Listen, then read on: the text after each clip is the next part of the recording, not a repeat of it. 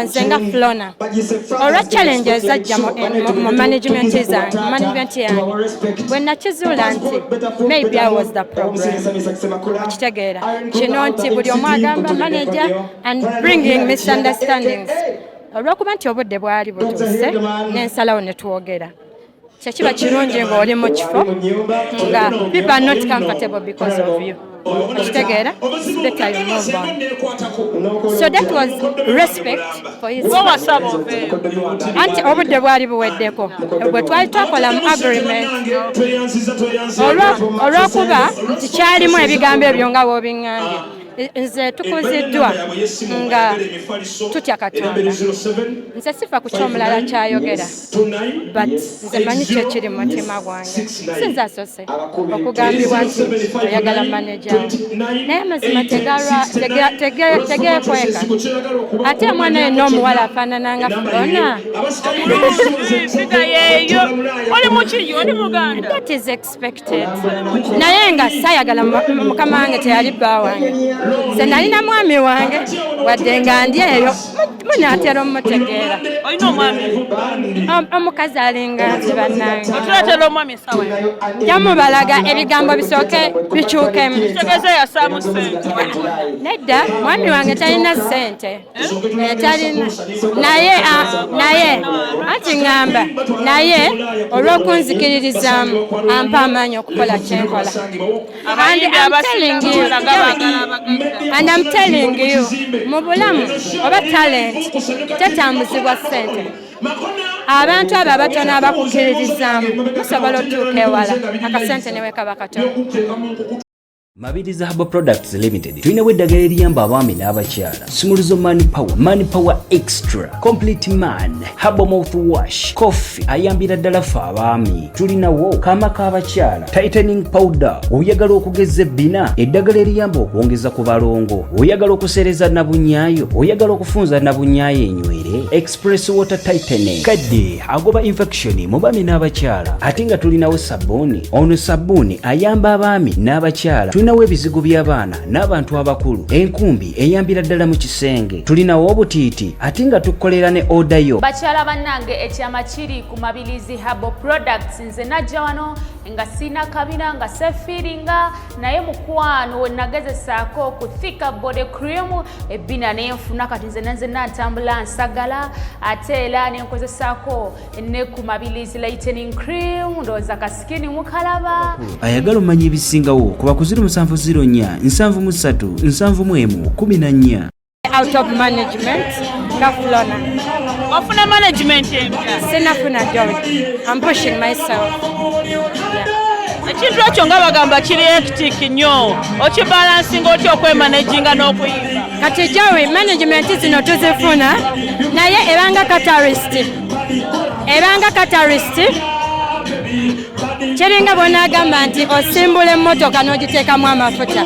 Management zino ziyamba okutuvumbula. Kati nawe kiri gy'oli. Management eba inawe ekutadde okwongerayo talent y'omu maaso. It's all about passion n'okwekkiririzaamu ng'omuntu. Yes. Tuwulire bitambula bitya abo bagamba bizibu kati gwe ng'abirimu nti weemanaginga bw'okola ki? Joey nebaza Katonda nti bwe bandeka nali netengeredde nga nsobola okutambula. Yes. Sente toteeka mu nnyingi? Mukoze emikwano. Joey okimanyi saali muntu mubi. Saali muntu mubi. Akasente akatono kenfunye bwe ntuukirira omuntu ne munnyonnyola. Ankolera oluyimba ne viti. Waliwo muna ebyayitinga naawe ku social media. Mu management eri gye wavaamu tekuli bulungi bulijjo dda. Lwaki twatyo bikubuuza n'etugamba? Bannange simanyi. Ekizibu obudde mpa butono ebintu ebirala. Ndi nnyo focused kati Flona music. Management we yanteeka Joey kimanyi bulungi nti obulamu bwange bwonna najja nga I appreciate that management. At least gwomu ku bantu abatambudde ne Flona. Management esijogerangako kibi and I'll forever be grateful. Byonna bye bakola sibimanyi but I don't think mpa nnyo kati Flona music.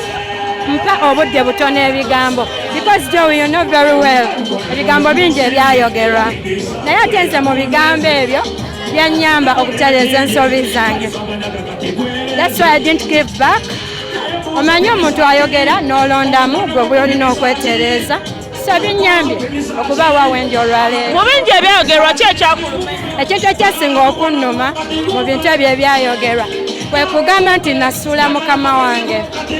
Joey omuntu asudde mukama we senga kati sikyali mu music because management yateekangamu ssente za video n'egula ennyimba. Bwe bamala okuinvestinga mu Flona teyava mu music industry. Kitegeeza kando nkyagikutte eyaka.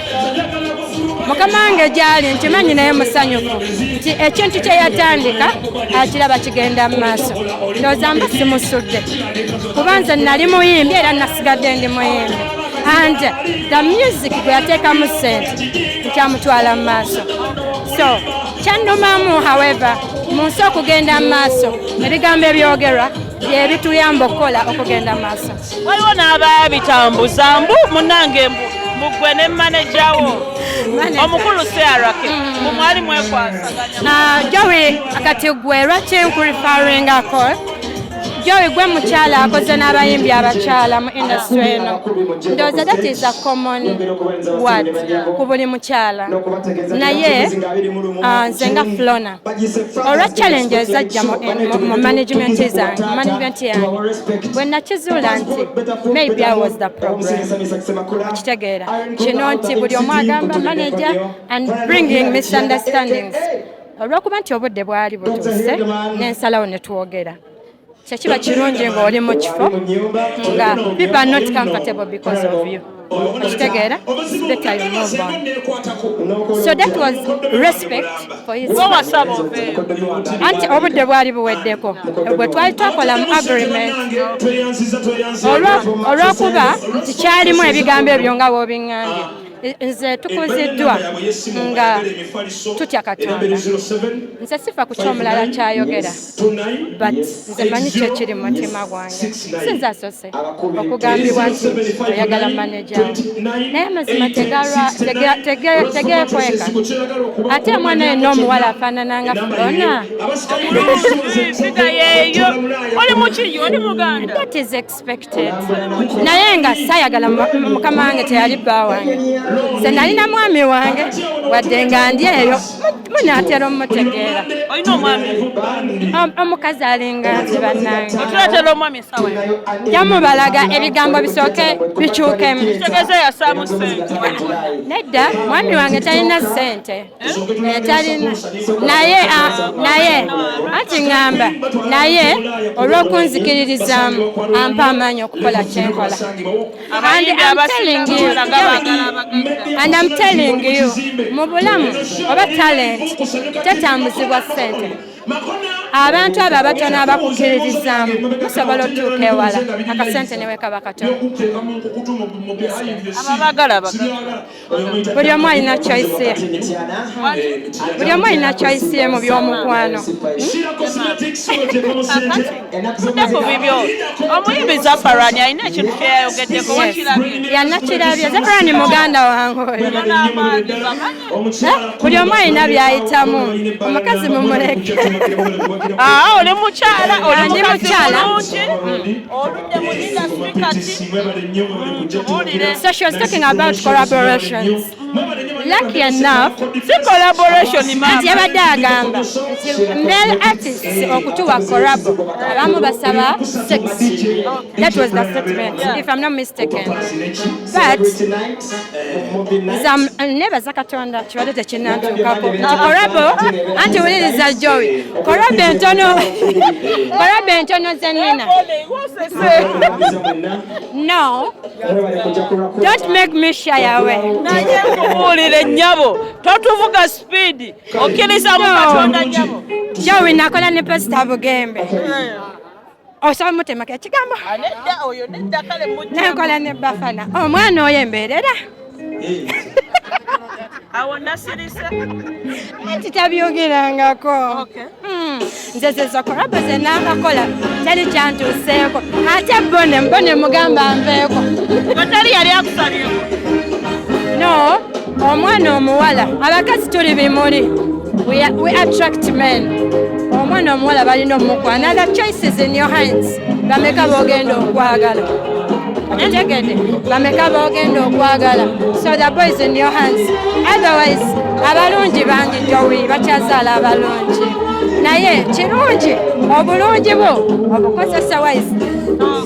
Nga baali bakusaba. Batusaba. Okay. Batusaba. Babasabira ddala.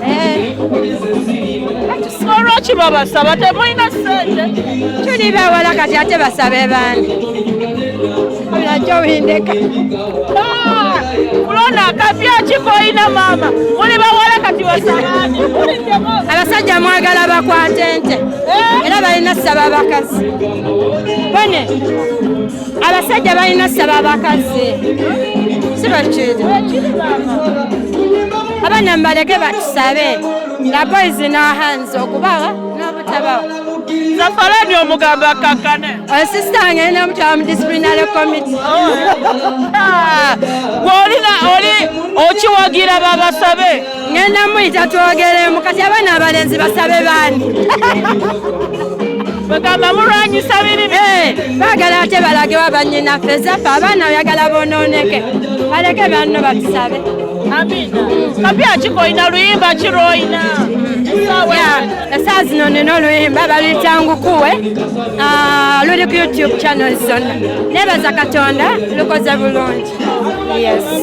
Ke kayimba ke nina in a week's time oba 1 month ngenda banta more projects.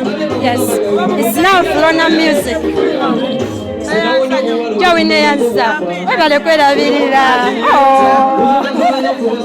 Omulaba ddala.